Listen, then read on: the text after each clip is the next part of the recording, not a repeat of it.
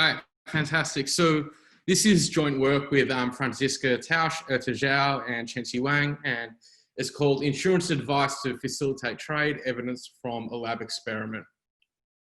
So asymmetric information is ubiquitous in goods markets. Sellers typically have a lot more information than buyers. Buyers don't know the true value of the product they are buying. Is it actually worth the price that the seller says it is? Is it the same as what the seller actually describes? And also the buyer doesn't actually know what the seller's intentions are. Does the seller actually plan to, send the product to the buyer, or do they plan to in some way defect? So there are two key problems that any, social planner or market planner is trying to solve. How to get buyers to trust sellers and enter into transactions with them. And secondly, how to ensure that the seller does not defect and actually cooperates with the buyer. And there are many different formats these days where these types of transactions take place. So you sort of have the traditional marketplace, like in America would be Walmart. Here in Australia, we have a place called Harvey Norman that does like electronic goods, furniture, and other things. And also there's a lot more, online market transactions these days. Everyone's familiar with Amazon, eBay as well, where a lot of second-hand transactions take place. And also recently, Facebook Marketplace has popped up with many individual sellers selling some of their goods from home and putting prices on them, etc. So one way to help solve this asymmetric information problem is insurance and warranties. And this sort of deals with two types of uncertainty that the buyer may have. Firstly, uncertainty about the seller's intentions. How good is the product? What's its actual value? Is it defective? And will the product actually be shipped, or is it some sort of scam, etc.? And the second one is what we term exogenous uncertainty. And this is something that, may occur that's not at the fault of the seller. So as the goods being shipped, it may be dented as it's, in the truck or the boat or the plane, etc. And this is out of the control of the seller. In this paper, we focus solely on the first sort of uncertainty that comes from the seller's intentions. And here we have two types of insurance products. So on the bottom left, we have Square Trade. And if you buy a product off eBay, you can buy a Square Trade warranty or insurance for up to, 3 to 5 years to cover your product. And on the right, we have Product Care, and you can buy that type of insurance if you buy a product from Harvey Norman, which was the electronic store in Australia that I mentioned on the previous slide. So insurance is one way to help solve this issue. However, it's not a perfect solution because insurance can be quite costly. So below, I've taken two screenshots from Square Trade for different types of products on eBay. On the left, the image shows how much insurance would cost if you wanted to buy a TV off eBay. And as you can see, for a TV worth $1,000 to $1,500, insurance costs $189. And that's not cheap. That's, nearly 10% of the product's worth. And on the right, I think if you wanted to buy a mobile phone off eBay worth $700 to $1,000, the protection plan is $330. And once again, that is not minimal at all. That's, in this case, up to a third of the cost of the phone. So for buyers on the margin, this will actually push them away from entering into transactions if insurance was the only way they were actually going to enter the transaction in the first place. Furthermore, insurance policies aren't simple. They can be quite complex. A friend of mine actually last week decided not to enter into a transaction with a seller on Facebook Marketplace because he was concerned about the legitimacy of the product. And when I asked him why he didn't, take out an insurance plan, he told me, and he's a lawyer, that there are so many caveats and holes in these insurance policies. A lot of the time, they don't actually cover the issues that you think they would cover. So for these reasons, insurance is not a perfect solution. So we want to actually figure out if there's a way to improve on this insurance mechanism to facilitate trade. So what we've come up with is what we've termed the insurance advice mechanism. And it's quite simple. Before the buyer decides whether to make a purchase or not, the seller actually tells them whether they should buy the insurance or not buy the insurance.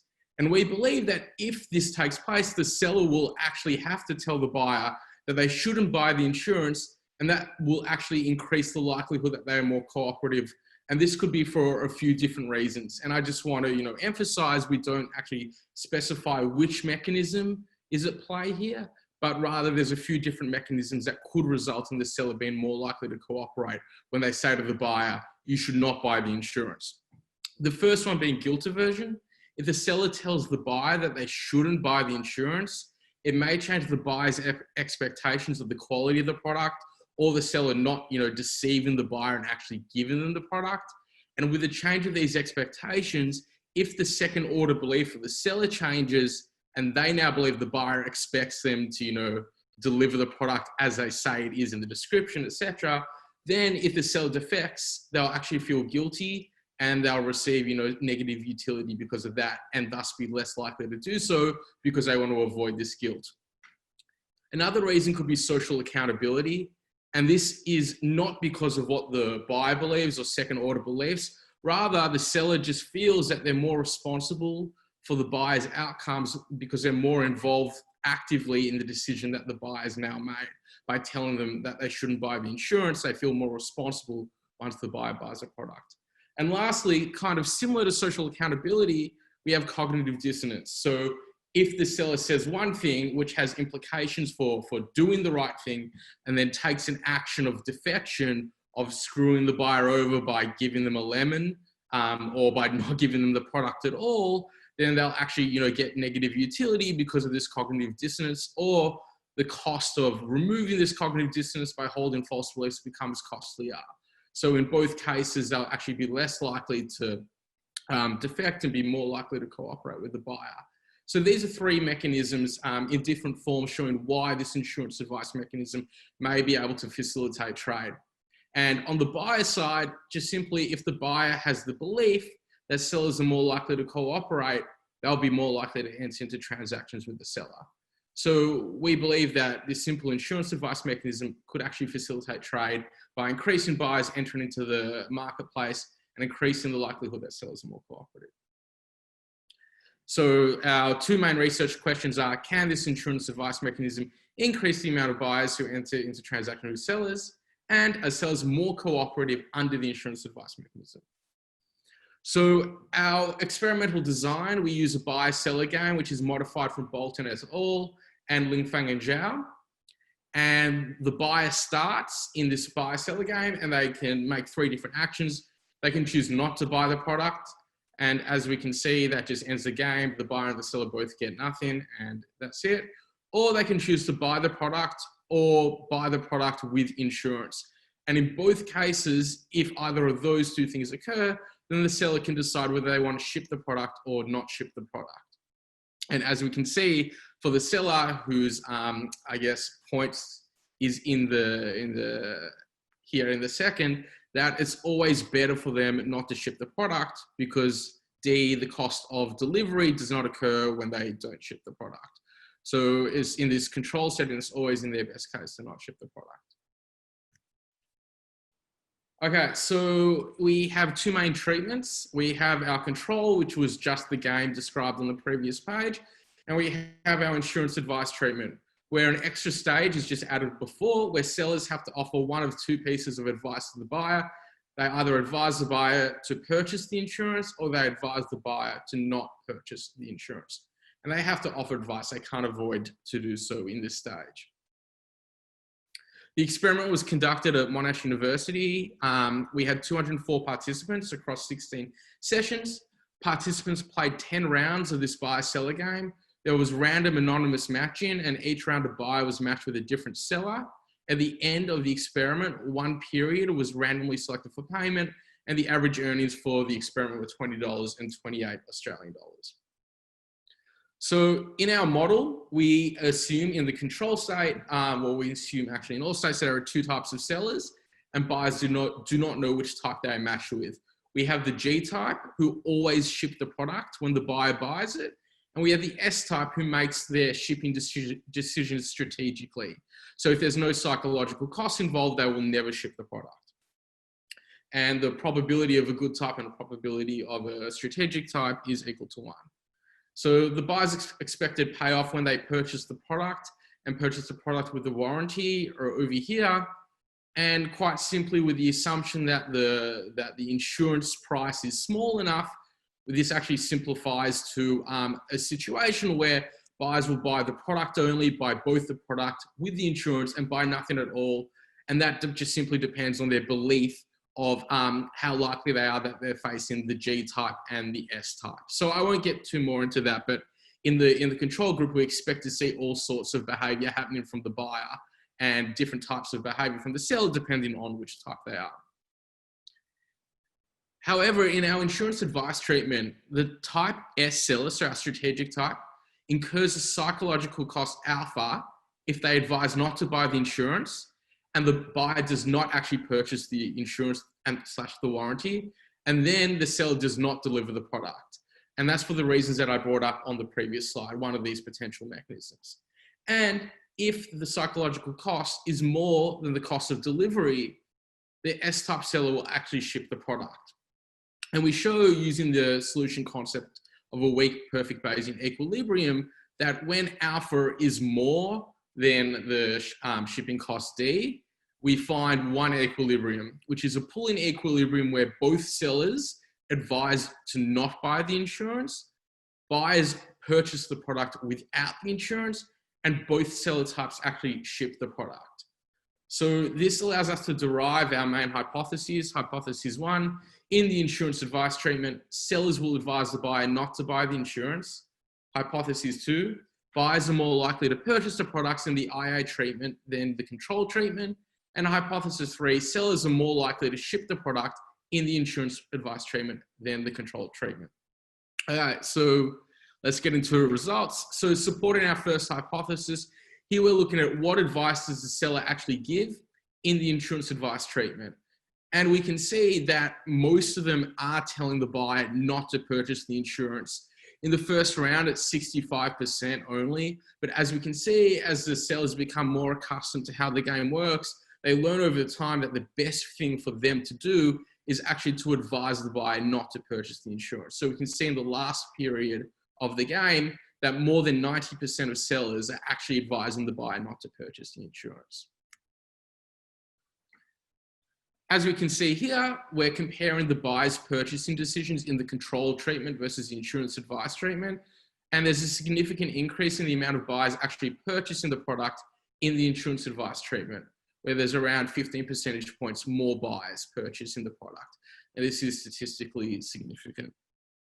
However, we're really interested in if this insurance advice mechanism works. So conditional on the advice received, are buyers actually buying the product? So here we can see in the insurance advice treatment, when the seller tells the buyer not to buy the insurance, the amount of buyers purchasing the product is even higher. It goes from 65% on the previous page to upwards of 72%. So this seems to be the driving force over the increase in the amount of buyers purchasing the product in the insurance advice treatment. Furthermore, as we can see, when we break down the purchasing frequency in the insurance advice treatment, when the advice given is no, we can see that the majority of buyers actually follow the advice and purchase the product without the insurance. We only have 15% of buyers buying with insurance, whereas we have around 60% of buyers buying without the insurance. So the majority of buyers are following the seller's advice. And this supports our second hypothesis. Okay, so before we compare the control and the insurance advice treatments when it comes to shipping, we first want to see if the purchasing of insurance in the control actually affects the seller's decision to ship.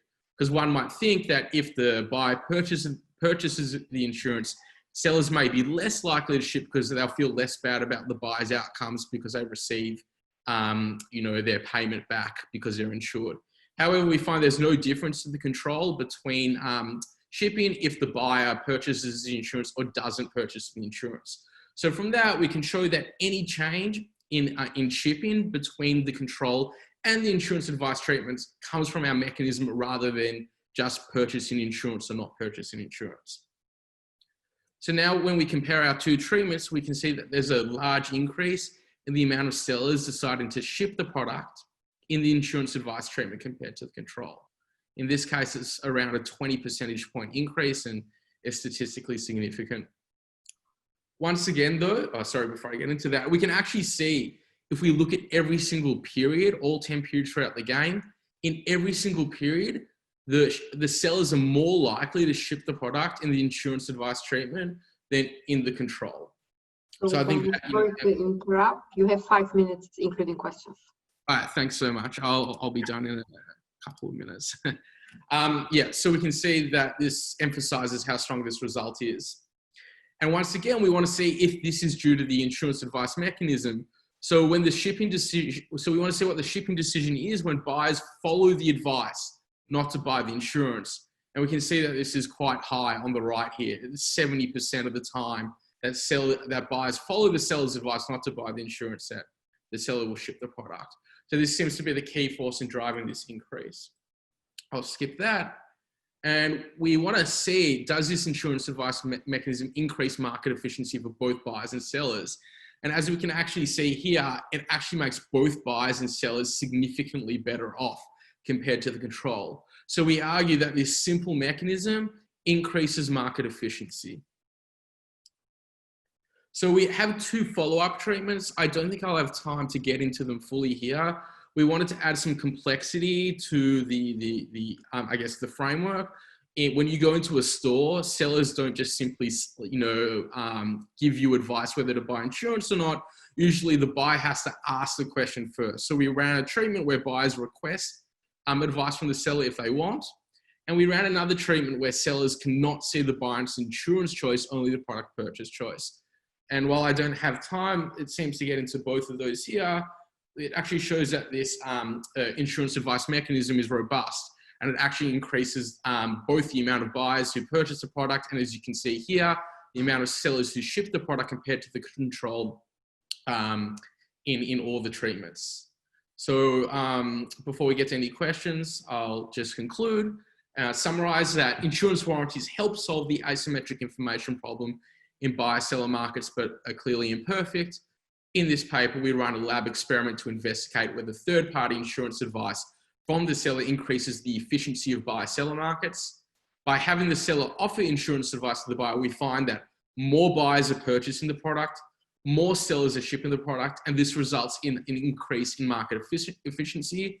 And this, I guess, is a foundation for a lot of future research. I'm clearly trying to apply this insurance advice mechanism in a field setting, trying to untangle what possible psychological mechanisms can be at play. And in our experiment, we have fixed prices. So what would happen if prices were variable would be a very interesting question to ask as well. Thank you so much for your time. And if you have any questions, I'd be happy to answer them. Okay, great. Thanks for your presentation. Are there any questions? Or any comments, feedback for him?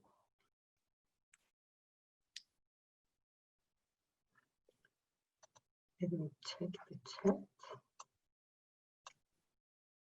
Okay, it seems that we don't. Great. It was very good and clear presentation. Okay, someone says that she cannot unmute. Then yeah, we cannot unmute ourselves. Okay. Right now, Okay, now it's good. Yeah. So Ben, I just had a question about whether you looked at the likelihood that the seller would ship depending on whether the buyer followed the advice or not. I might have missed that, but I was just wondering if there might be a backlash effect there if I tell you that you shouldn't buy the insurance, but you don't follow my advice, and whether, there's a difference there. Yeah, I didn't include that in here because of time, but it's a really interesting question. And you would expect that if the seller tells them not to buy the insurance and then they buy the insurance, you expect a backlash. Surprisingly, we still saw high amounts of shipping, not at the same extent as if they did follow the advice, but it's not a backlash in the sense that it's less than in the control group. However, we found that when the seller told the buyer to purchase the insurance and then the buyer didn't purchase the insurance, the seller never shipped. But as we wanted to focus more on the other type of advice, we didn't include that in. But that's where the backlash occurred. Okay, thanks. Thanks for the question, Nina. Are there any other questions? If so, please write under the chat so that we can unmute you if that's the problem. And if not, Yunwen can already start sharing her screen. Thanks for your time, everyone. Thanks for the great presentation.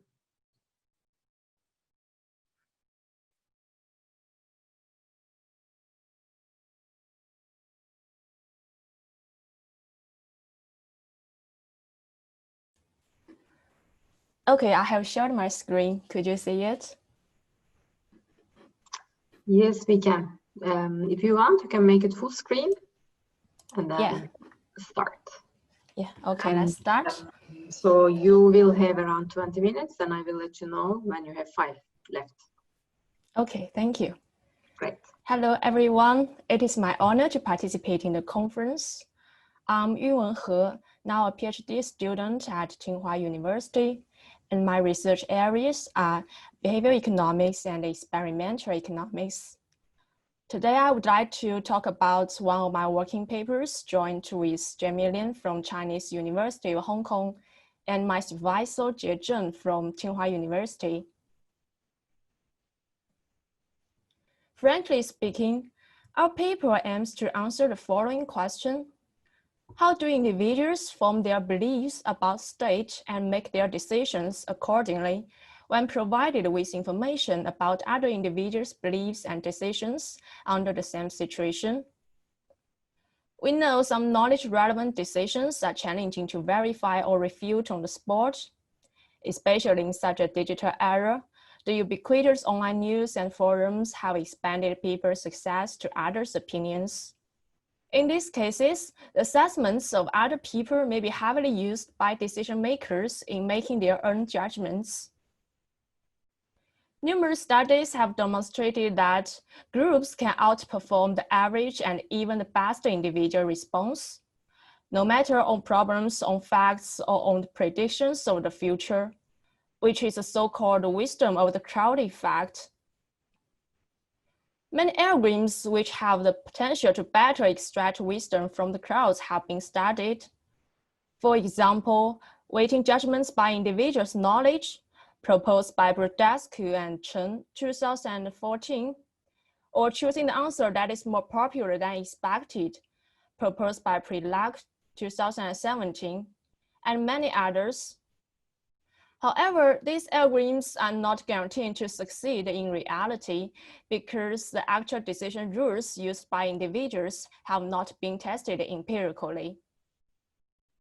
Most of the studies on social influences, as I list here, focus on information conditions, increasing or decreasing the performance of collectives. Compared to the above approaches, our study tries to dig deeper into when and how the crowd wisdom helps or harms decision at the individual level. In addition, current experimental studies mainly choose the design of quantitative estimation tasks and varied forms of shared information in different treatments. Knowledge about the effect of different amounts of information generated from multiple aspects and the actual decision rules used by individuals in binary choice tasks is largely lacking.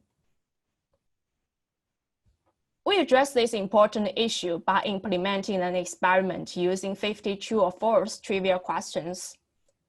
Subjects are confronted with questions like, the last name of Confucius is Z, and the Italian scientist and astronomer Copernicus was born to die for his adherence to the heliocentric theory. In the baseline treatment, subjects need to give their opinions to the 50 quiz questions, also report their confidence in their own answer, and their estimate of subjects giving the same answer and estimate of the average confidence in an answer of all participants. In the 3 information treatments, subjects first complete the game with the same rule as in the baseline treatment without being informed that there will be a second stage. After the first stage has ended, they are told that they will be provided with an opportunity to revise their previous answers after having received certain levels of information generated from an earlier session, which is actually generated from the baseline treatment. In the low information treatment, subjects are informed of the actual choice distribution of answers, while in the moderate information treatment, Information regarding the average confidence of those who agree and disagree with the statement is additionally accessible. Apart from the actual choice distribution of answers and average confidence, the average estimate about others' answers and average estimate about mean confidence from the baseline treatment is also provided in the full information treatment. All the quiz questions and follow-up questions are incentivized in the following way. And it is noteworthy that we use the Baker, Degroot, and Marshak mechanism to incentivize them to report their real confidence in an answer, so that subjects' monetary payments are based on their final answers to the quiz questions and accuracies of estimates. For experimental sessions, each corresponding to one treatment with 32 subjects were conducted in December 2019, using university undergraduate students as a subject pool. Each experimental session lasted approximately 60 minutes, with the average payment around 43 RMB, which is within the standard range of standard payment in mainland China. Okay, hope everyone has a basic understanding of our experimental design. Next, I will first present our question-based analysis, followed by subject-based analysis, and complete with several individual level regressions. Finally, we will briefly talk about two heuristic decision rules, which is closely related to the information provided in our experiment, the majority rule versus the maximum confidence rule. Let's first look at the question-based analysis. We use the ranking of question difficulty in the baseline treatment for all the comparisons below. Questions are ranked from hard to easy. That is, the correct rate of each question in the baseline treatment is ranked from low to high. Also, we focus our comparisons on the performance in second stage because both the distribution test and means test show that there is no significance in correct rates in the first stage among the 4 treatments. We first compare the 3 information treatments with the baseline treatment to investigate the impact of information provision. So from the left figure, it is clear that subjects in the low information treatment have better performance on easy questions, which is showing as the upper part of the distribution and with the correct rate well above 0.5. And subjects in the low information treatment have worse performance on difficult questions compared to those in the baseline treatment. Yet the distribution test and means test show that there is no significant difference between the 2 treatments. Those in the moderate information treatment perform better on most of the easy questions and partially better on difficult questions. There is also a significant difference between the 2 treatments' distributions and means. Similarly, subjects in the full information treatment also outperform those in the baseline treatment significantly, especially on the easy questions. Therefore, we get our first result. Information improves performance on easy decision-making questions, but does not necessarily improve on difficult questions. Then we do comparisons between the 3 information treatments.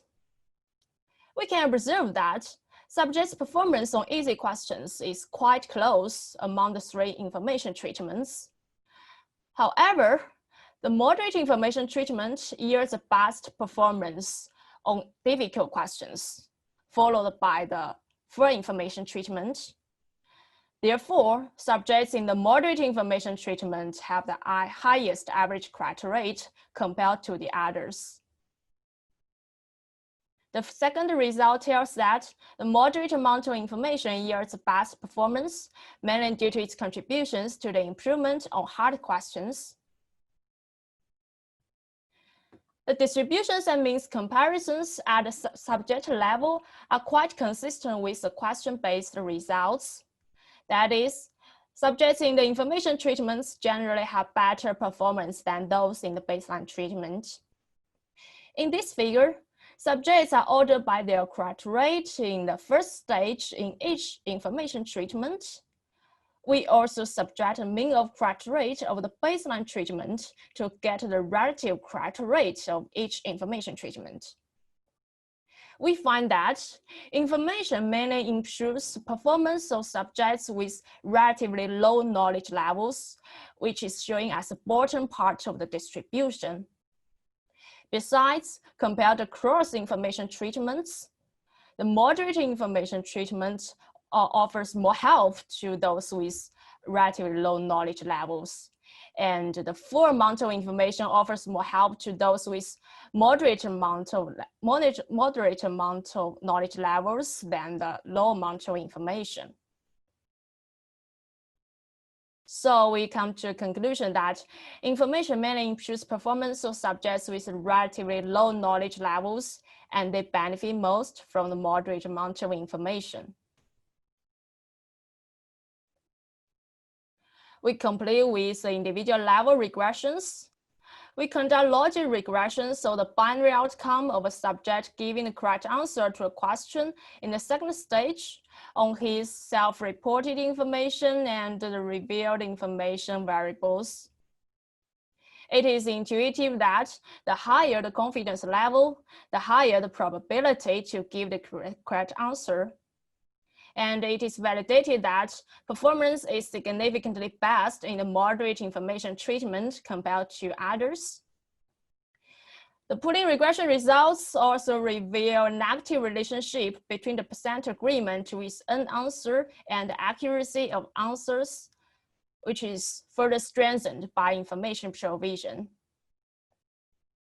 Next, we want to examine the determinants of answer revision decisions. We also run regressions of the binary variable of a subject choosing to revise his previous answers on several information variables. We find that subjects' own confidence levels and the actual percentage of participants having the same answer as their own are always significantly negative. Besides, the answer revision rates in the moderate and full information treatments are less affected by the actual choice distribution of answers, which probably because that there are more information for reference in the two treatments.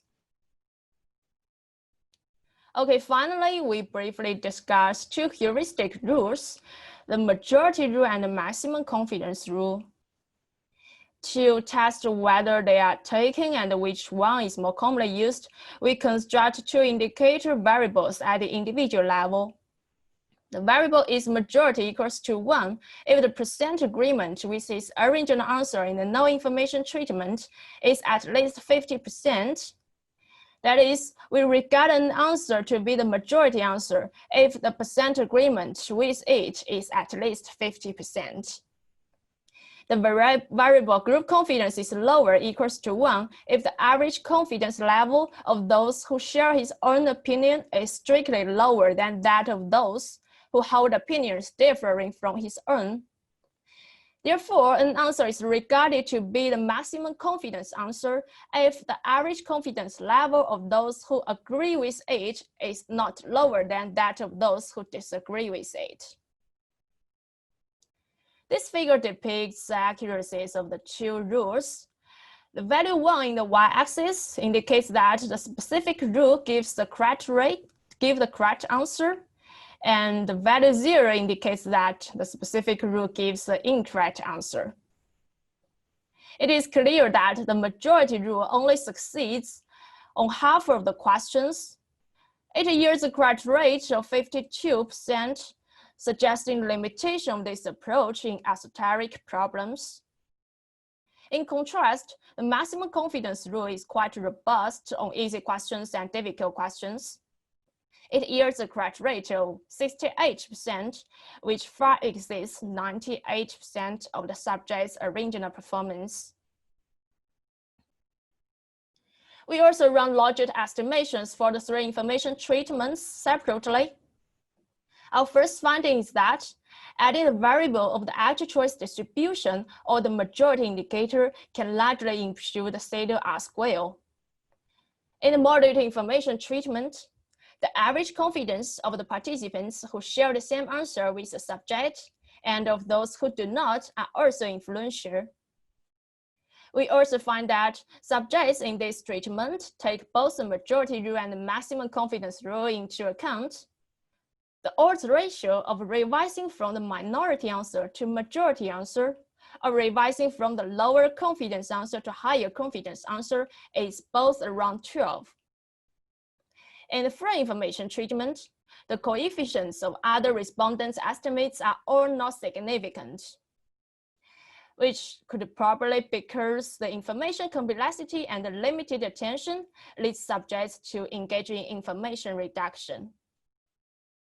Besides, the odds of revising from the minority answer to majority answer is 40 times that of revising from the majority answer to minority answer, while the odds of revising from the lower confidence answer to higher confidence answer is only 14 times that of revising from the higher confidence answer to lower confidence answer. Therefore, since we have shown that the maximum confidence rule performs better than the majority rule, and the subjects in the moderate information treatment generally view the two rules as complements. However, those in the free information treatment relies relatively more heavily on the majority rule than on the maximum confidence rule. And those in the low information treatment can only resort to the majority rule since they have no information regarding the average confidence. So this helps explain why we observe the highest average correct rate in the moderate information treatment and the lowest correct rate in the low information treatment. Okay, to conclude, we find that information creates a more dispersed distribution of correct rates at the question level, but a flatter distribution of correct rates at the subject level. Its effect on performance is non-monotonic in the sense that moderate information leads to the best performance. With respect to the information on behavior change, we find individuals are significantly influenced by the decisions and confidences of others. Furthermore, the majority rule is commonly adopted by participants in their answer revision decisions. When the information about others' confidences is provided, subjects generally take both the majority rule and the maximum confidence rule into consideration. And with additional information about other respondents' estimates, subjects tend to rely relatively more heavily on the majority rule than on the maximum confidence rule. Okay, that's all. Thank you for your attention. Thank you for your presentation. We still have some time actually. And if there are any questions, we can take them now. Okay, let me start. Today I will be talking about a joint project with Sander and Joep that you can see in this picture. So actually we are all at University of Amsterdam. So today I'm presenting from a totally different time zone, unlike the other speakers, I guess. So the title of the topic will be, does communication help the adoption of innovative technologies? So basically, as we all know, innovation is at the core of growth and welfare, and it's very important that there is some innovation going on markets to be able to grow.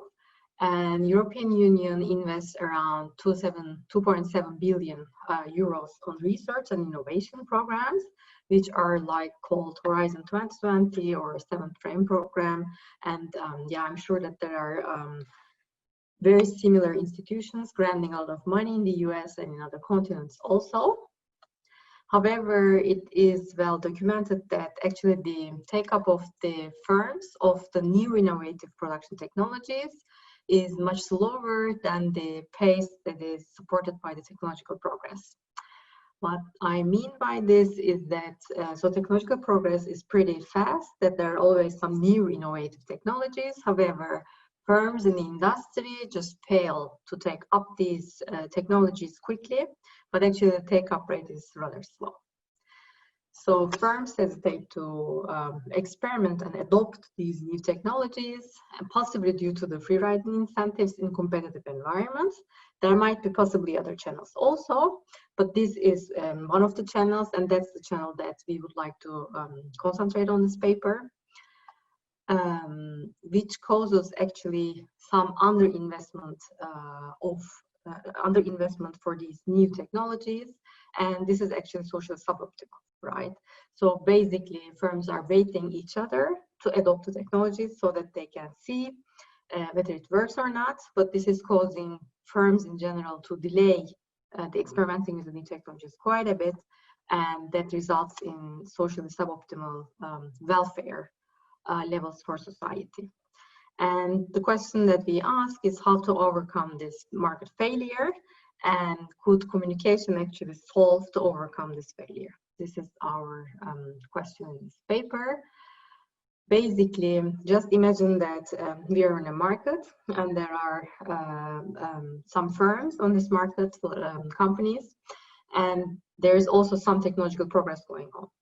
And at some point, a new technology is developed, an innovative one, and there are firms who need to adopt these, try these, and use these if they work.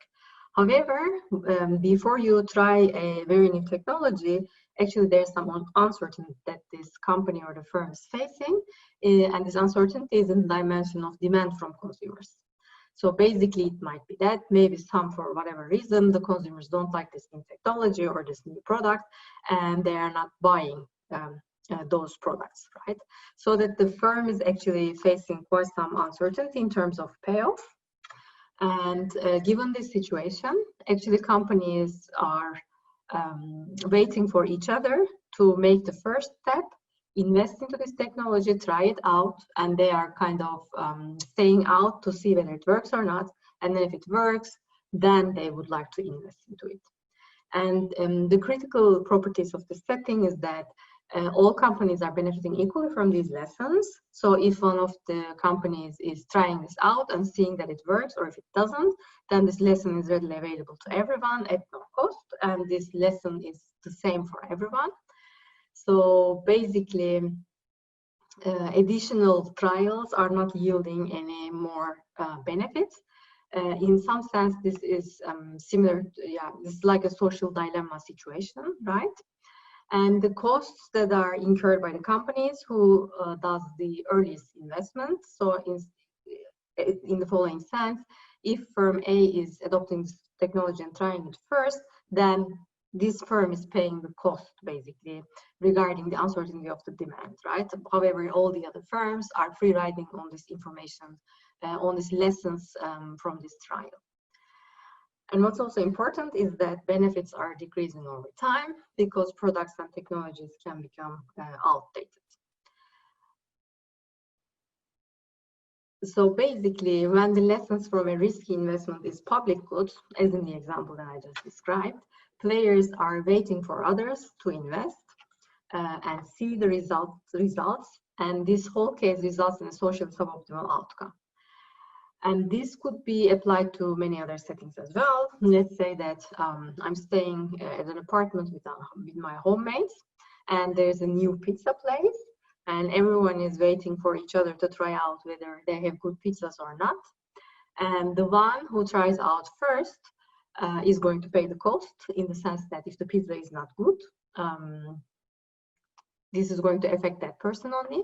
While the lesson that that's not a good pizza place or it's a good pizza place will be available to everyone. And because no one wants to take the risk, everyone is waiting for the other to try out, right? There are several examples actually that this setting has applications for. So in such a setting, how can we overcome this problem, and how can we motivate these players to invest early enough so that we can get rid of these suboptimal levels? And the question that we are asking is whether communication could help or not, basically communication between players. So the first question we are asking is, would players coordinate on early investment times of these risky projects when they're provided with the opportunity to communicate? And the risky project, what I mean is that, remember, like the demand can be high or low, or the pizza could be good or bad, right? The second question we would like to ask is, does the group size affect the investment delays, whether we are very few people or whether we are more people? Does this have an impact? And lastly, if the communication is helping, then we are also interested in finding out whether the group size, whether there's an interaction with the effect of communication and the group size. And to be able to answer these questions, we have the experimental design, where a 2x2 experimental design, where basically we have one of the treatments is about communication, there is communication or not, and the other two comes from the size of the group. So to be able to answer the first question, we will compare the treatments with communication and no communication. For the second one, we are going to compare a smaller group with a larger one, and to be able to look for the gains from communication, whether this interacts with the group size, we are going to use defensive. Okay. So let me tell you the baseline game. So there are n players, so I will just briefly describe the model, and then I will tell it more intuitively. So for the baseline game, where there is no communication, right? We have n players, could be 2, could be 4, and could be any other number also. And each player I chooses a time when to make the investment, okay? To make it immediately, to wait for tomorrow, to wait another day. And here the time span that we impose is between 0 and 100, where 0 means basically if the time that the I player chooses is 0, this means immediate investment. If the time has chosen is 100, this means no investment. So basically players can also choose not to invest into a risky project also, right? And time in between is giving us, so basically if they're investing at 5 or 10, this is relatively early. But if they are investing at 90, 95, this is a very, very late investment. And how do we define the delay of investment? Basically, we take all these TIs, so the time decisions of everyone, and the minimum of this gives us the delay, right? Because if I am trying this out at time 5, and the other players in my group are giving higher numbers, then it means that I am the one who is trying out, right? And after I try and get the lessons, actually they don't need to try. And how does the payoff changes?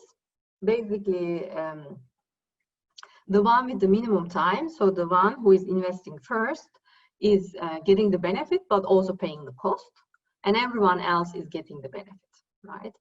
And benefit could be a good or a bad outcome, because it's a risky investment. It may turn out to yield 0 benefit with 50% chance. And with 50% chance, the benefit will be 100 minus T minimum. And here 100 minus the minimum time, because this is reflecting the situation where, for example, if this is like an innovative technology, as time passes by, this technology will be at some point outdated. And investing very late doesn't really mean anything. And also, if we are investing today and the technology works out well, then our benefit is much higher because we are going to enjoy it much longer. But if we invest in very late periods, then actually we are missing out some periods if the benefit turns out to be positive. And the cost of investment is half of the benefit. So basically, let's say that we have these 4 individuals. Then these are individually submitting their decisions about the time of investment. This is the game. So they are not waiting, but they are submitting the times. And then we are taking the minimum, and that person is supposed to pay the cost, and everyone learns about the lesson. This was a stage game.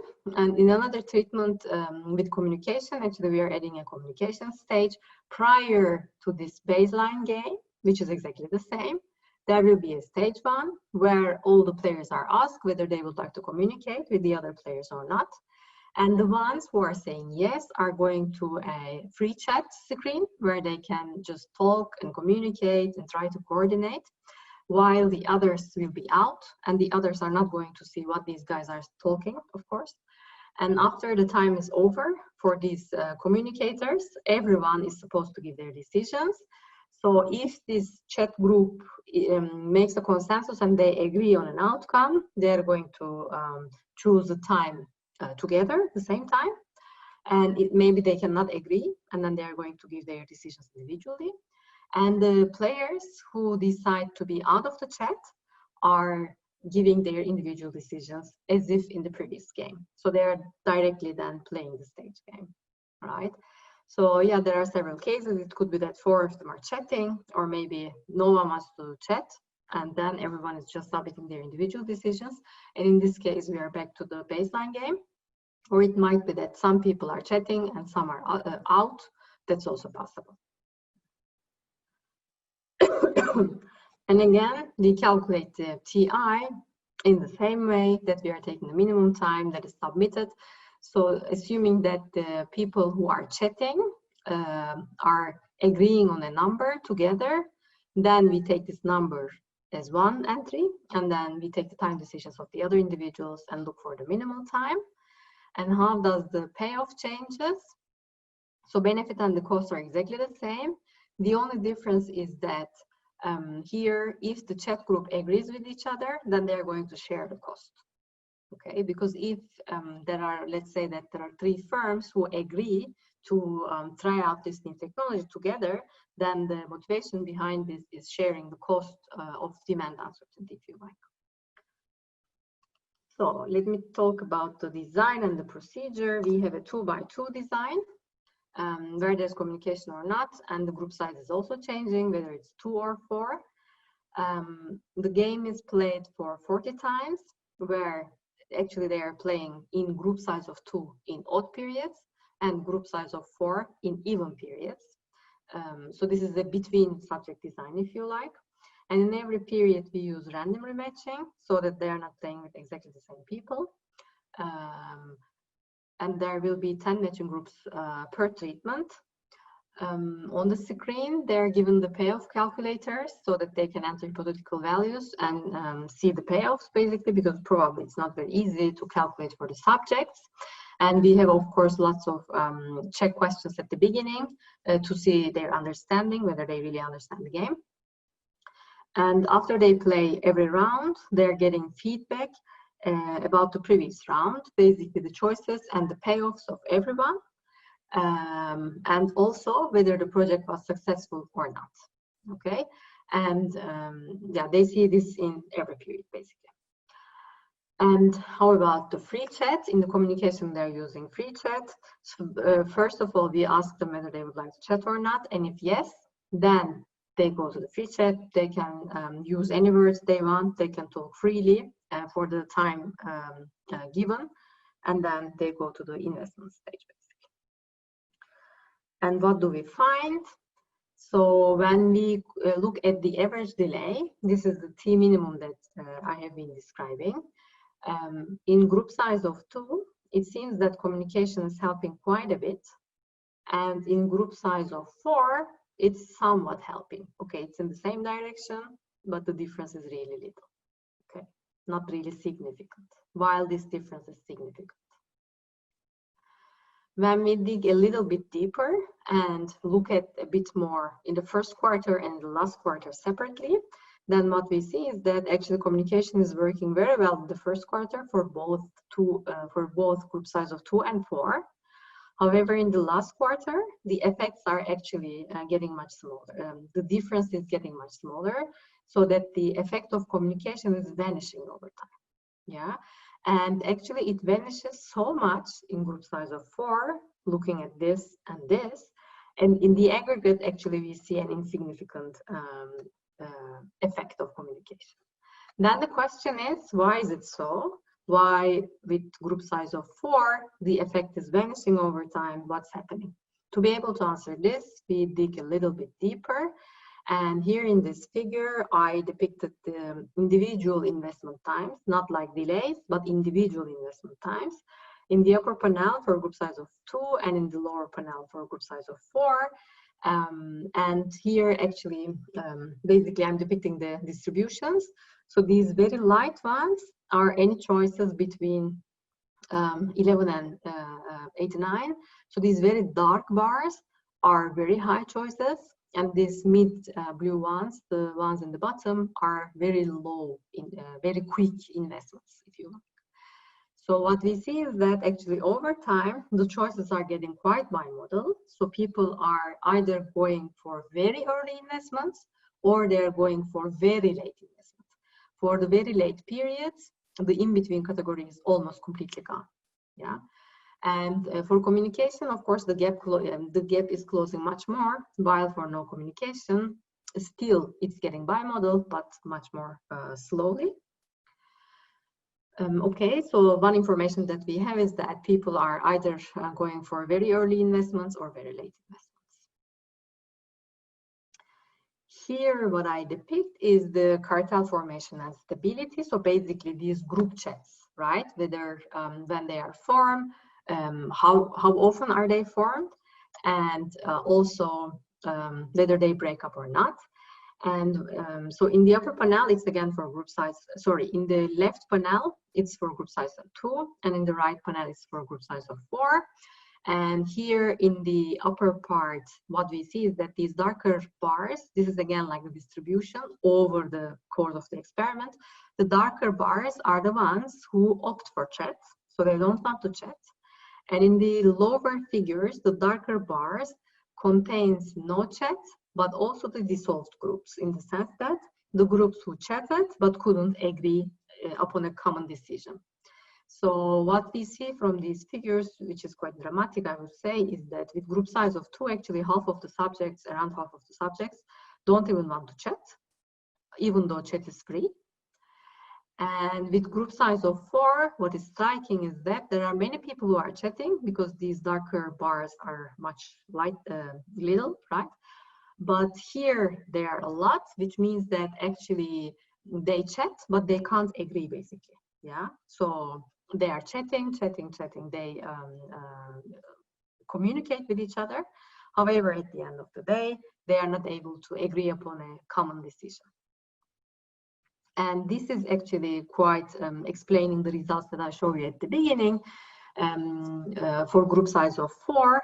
And also combining with this previous figure, actually, yeah, we are seeing that with group size of 4, actually the effect of communication is vanishing over time, in the sense that they maybe like to communicate, however, they cannot agree upon a joint decision. Then lastly, in this figure, what I depict is that the investment times, depending on how communication works. So on the left panel, it's for the group size of 2, and on the right hand, it's for the group size of 4. And here I'm depicting the distribution of investment choices, not really the delays, but how they are making their individual choices.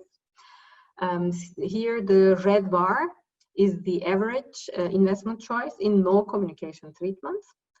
And here on the x-axis, basically 0, 1, 2, etc. are showing the number of players who wanted to communicate. So with the group size of 2, it could be either 0 or 1 or 2.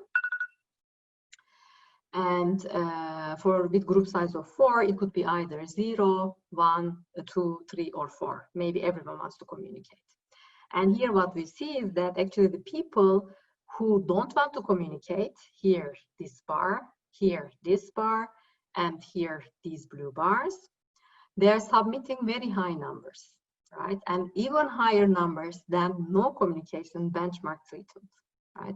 So basically it might be that these guys are the free riders and they don't want to communicate. It might be that they're using no communication as a signal to their matched players, and they play the tough guy. And what we see is that the ones who would like to communicate, even if the communication doesn't work out at the end, are playing submitting significantly lower investment times. Here also the same. So even if the communication is not working, they still, maybe this is because of their social types, and they would like to submit lower numbers and contribute to the public good game. And what we also see is that if the communication works well, the investment time is really low, great. And if communication doesn't work, then it increases quite a bit, almost up to the degree where there is no communication. So basically, when they cannot agree, it goes up quite quickly. Okay, and for group size of 4, we see exactly the same pattern. And lastly, I would like to look at the effect of communication decision on the earnings, because we just saw that the ones who doesn't want to communicate are submitting significantly higher investment times. Does this increase actually their earnings? Is this a strategy? And what we see is that indeed this is increasing their payoffs significantly and quite a bit if you look at the numbers. So it might be that they're using this as a strategy. At the end, we can conclude that yes, this opting out for communication is increasing their earnings quite a bit. And to conclude, when the lessons from a risky investment is public goods, players wait for others to invest, and this results in socially suboptimal outcomes. And this is a market failure. We need to solve this. And how can we solve this? One channel to solve this problem could be communication. And does this solve the problem? Our answer to this question is yes and no. Because when the group size is 2, actually communication helps to deliver earlier investment times, while when the group size is larger, then communication helps only at the beginning, but over the course of the time, actually the effect of communication is swept out because these people who are chatting cannot agree and they disagree more and more, and that's taking away the effect of communication. Thanks for your attention. This is the end of my presentation. And if there are any questions, I will take them now. Yes, sure, please ask. Let me unmute you. Yeah. Okay. Great. So thank you for the presentation. It's a very interesting paper. I have a question about the communication treatment here. So it seems like the communication is not just cheap talk, but subjects can actually form a enforceable agreement after the communication. So which makes that interesting why people communicate but fail at reaching this agreement. I guess my first question is, given with communication, what is the theory prediction? So first of all, it's not really enforceable here. So they communicate, sure, but we are trying to agree. So I say that to you, for example, if you're in the same group, I'm saying that, okay, you know what, let's just submit 5. 5 is great. And then you are saying that, no, 5 is not great. I want to go for 10 because the project is risky. I don't want to risk that much. I want to be a bit safe and blah, blah, blah. And then at the end, maybe we cannot agree, right? And then the time is up. Then in the experiment, they are asked to enter a number. And if the numbers do not match, then we are sending them the message that, okay, you know what, your numbers are not matching. So now you need to give your individual decisions. You are back to baseline game. Of course, we don't use this language, but so then they give their individual decisions. Yeah. I see.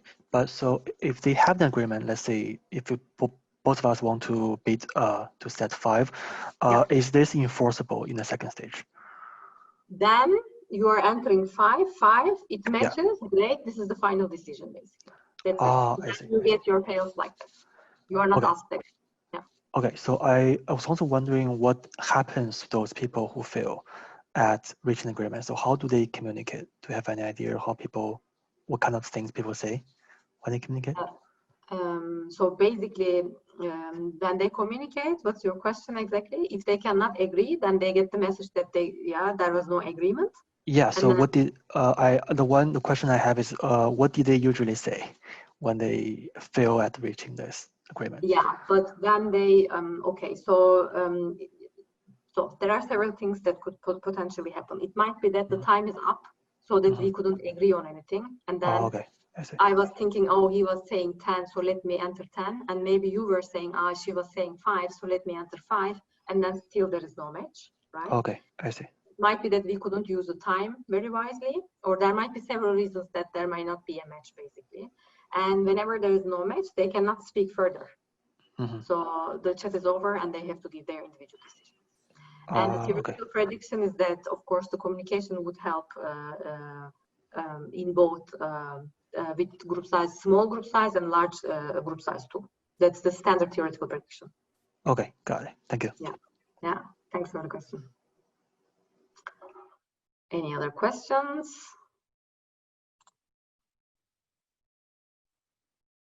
Yeah, sure. we have time. Idas, go ahead. Can you unmute yourself? Okay, I did, I think. Okay, can you hear me? Yeah, we do. Okay, yes, perfect. So thanks a lot for a nice presentation. So I was just curious, so communication was not exogenously assigned, right? It was endogenously chosen by the participants. So I wonder then, I mean, if you can really in the make sense that, sorry to interrupt. So the opportunity of communication is a treatment, right? So you are exogenously assigned to the treatment, but you are not exogenously forced to communicate. We ask you whether you would like to communicate or not, and if yes, then you do. Okay. So in one treatment, they could not choose to communicate, right? So Indeed. there was no option. Yeah, indeed. Okay. Yeah. So then that's not a problem. Okay. So then another question is, it was a within subject design, from what I understand. So they had even numbers. Design. Okay. So in the sense that in one session there is communication, but in that session, in the even periods, they play with group size of 2, and in the odd periods, they play with group size of 4. So the group size is like they're playing, everyone is playing the group size treatment, if you like, but the one session with communication, one session with no communication. Right. So the group size manipulation was within subject. Yeah. Okay. Yes. So I'm just curious mostly, why is there such a big difference in why they choose to communicate, right? So it's the same people. So I'm like, in one round, I'm talking with one other person, another round, I'm talking with 3 people, and then you see this 55% versus 11%. I mean, that's quite, is it sort of that you don't want to talk? Yeah, it's quite a bit indeed. And what I was thinking is maybe the following. So when there are 2 people, let's say that we are playing, and I say no to chat, and you say yes to chat, and then on your screen you say the following message. So your partner didn't want to chat, that's why you're not proceeding to the chat screen. So you know for sure that it's me who doesn't want to chat. However, in group size of 4, if I don't want to chat, no one knows, because the others are going to chat already, right? Then here, maybe they are using this as a signaling mechanism. Maybe I'm trying to tell you, oh, you know what? I'm not going to chat. I'm the tough guy. If there is someone who's going to invest into this public good game, it's you. So do it. And if you said yes to chat and you see this message, oh, yeah, this is like this guy even doesn't want to talk. So it's me. And then, I'm going to maybe invest more or earlier. So maybe that's the reason. And another reason is, of course, for chat to result, there must be at least 2 people who would like to chat. And it's easier to get these 2 people out of 4 in comparison to out of 2, of course, right? There is also this difference too.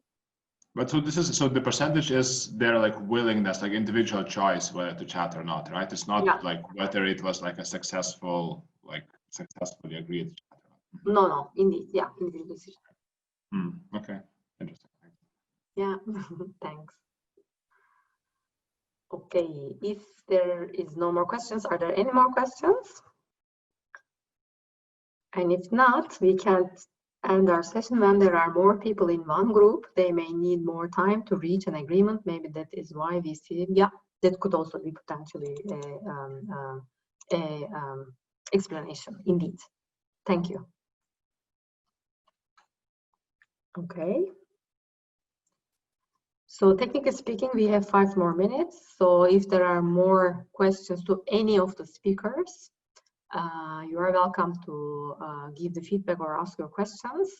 But otherwise, we are done. So let me thank all the presenters and all the audience for coming.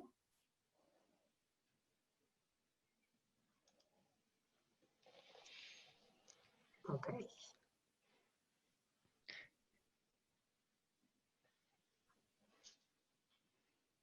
Thanks for sharing the session. Thank you for the presentation. Thank you very much. Given that there are no more comments, I think we can stop here. Then probably you are the one who are saving the session, right? So we don't have to do anything else. No, thank you so much, and I'm really sorry about previous technical issue. Yeah, it's okay. It was my mistake. No problem. It worked out at the end. Oh God, I was so panicked. Thank you so much. Okay, then I'm leaving also. Ciao. Thank you. So I'll end the meeting now and I will go for the next session.